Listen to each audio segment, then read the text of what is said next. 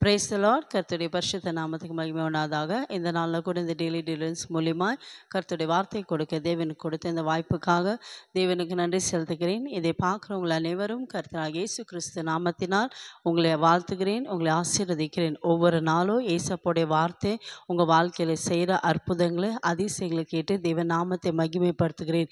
இந்த நாளில் கூட கர்த்தர் உங்களுக்கு வைத்திருக்கிற ஆசீர்வாதத்தை பார்த்து உங்களுக்காக ஜெபிக்க போகிறேன். வேத புஸ்தகத்தில் மத்தேயு சுவிசேஷ புஸ்தகம் 8ஆம் அதிகாரம் 5-8 வசனத்தை வாசிப்போம். Matthew chapter 8 verse 5-8. இயேசு கப்பர்நாமில் பிரவேசித்த போது 100க்கு அதிபதி ஒருவன் அவரிடத்தில் வந்து, ஆண்டவரே, என் வேலைக்காரன் வீட்டில் திமிர்வாதமாய் கிடந்து கொடிய வேதனைப்படுகிறான் என்று அவரை வேண்டிக் கொண்டான். அதற்கு இயேசு, நான் வந்து அவனை சொஸ்தமாக்குவேன் என்றார். 100க்கு அதிபதி பிரத்யுத்தரமாக, ஆண்டவரே, நீ என் வீட்டுக்குள் பிரவேசிக்க நான் பாத்திரன் அல்ல. ஒரு வார்த்தை மாத்திரம் சொல்லும், அப்பொழுது என் வேலைக்காரன் சொஸ்தமாவேன் என்றான். ஆமேன். என் கண்பானவர்களே, இந்த வேத பகுதியில் பார்க்கும்போது 100க்கு அதிபதி ஒரு பெரிய அதிகாரி. ஆனால் அவனுடைய வேலைக்காரன் திமிர்வாத வியாதினால் பாதிக்கப்பட்டிருக்கா. எவ்வளோ ட்ரீட்மெண்ட் எடுத்தோ, எத்தனையோ ஹாஸ்பிட்டலுக்கு போயும் அவனுக்கு சுகம் கிடைக்கவே இல்லை. ஆனால் இந்த 100க்குடைய அதிபதியுடைய விசுவாசத்தை பாருங்கள். ஏசப்பா கிட்ட வந்து அவனுடைய வேலைக்காரனுக்காக என்ன பண்ணுறாரா, ஏசப்பா கிட்ட வேண்டிக் கொள்ளுகிறார். ஆனால் ஏசப்பா சொல்கிறார், நான் வந்து அவனை சொஸ்தமாக்குவேன். இந்த 100க்கு அதிபதிக்குள்ள இருக்கிற விசுவாசத்தை பாருங்கள்.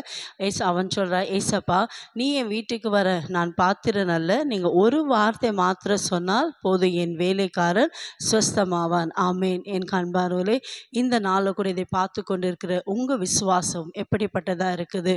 உங்கள் வாழ்க்கையில் ஒருவேளை பிரச்சனைகள் இருக்கலாம், போராட்டங்கள் இருக்கலாம். ஏசப்பா உங்கள் விசுவாசத்தை பார்க்கிறார். இந்த 100க்கு அதிபதி விசுவாசத்தை பாருங்கள். ஏசப்பா ஒரு வார்த்தை சொன்னால் போதும், என் வேலைக்காரன் சொஸ்தமாவான். ஆமேன். அவனுடைய விசுவாசத்தை பார்த்து ஏசப்பா அந்த நேரத்தில் அவன் வேலைக்காரனை சொஸ்தமாக்கினான்.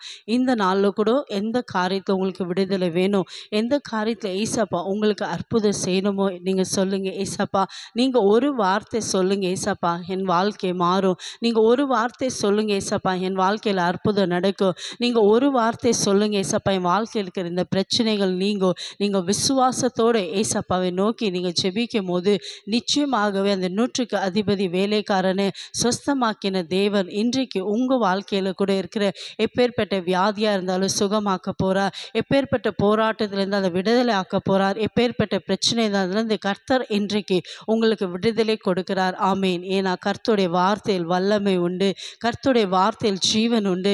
நீங்கள் விசுவாசிக்கும் போது எப்படி 100க்கு அதிபதி கர்த்தருடைய வார்த்தையை விசுவாசித்தான், கர்த்தருடைய வார்த்தையை நம்பினான், கர்த்தருடைய வல்லமை வெளிப்பட்டது. அதே போல் இந்த நாளில் நீங்கள் கூட எந்த காரியத்தில் உங்களுக்கு அற்புதம் வேணும், எந்த காரியத்தில் உங்களுக்கு விடுதலை வேணும், எந்த காரியத்தில் உங்களுக்கு சுகம் வேணுமோ ஏசப்பா பார்த்து சொல்வீங்களா? ஏசப்பா, நீங்கள் ஒரு வார்த்தை சொல்லுங்கள். ஏசப்பா, என் வாழ்க்கை இருக்க சூழ்நிலை மாறும். நீங்கள் ஒரு வார்த்தை சொல்லுங்கள். ஏசப்பா, என்னுடைய எல்லா சூழ்நிலை மாற்று உமக்கு வல்லமை உண்டு. என் வாழ்க்கைக்கு பிரச்சனைகளை மாற்ற உமக்கு வல்லமை என்ற விசுவாசத்தோடு நீங்கள் ஏசப்பாவை நோக்கி ஜெபிக்கும் போது இன்றைக்கு ஏசப்பா உங்கள் வாழ்க்கையில் அவர் வார்த்தை அனுப்பி சுகமாக்க போகிறார். அவர் வார்த்தை அனுப்பி விடுதலை ஆக்க போகிறார். விசுவாசிக்கிறீங்களா? இருக்கிற இடத்துல விசுவாசத்தோடு இந்த நாளில் எந்த காரியத்தில் உங்களுக்கு அற்புதம் வேணுமோ, எந்த காரியத்தில் நீங்கள் அதிசயம் காண வேணுமோ ஏசப்பா நோக்கி சொல்லுங்கள்.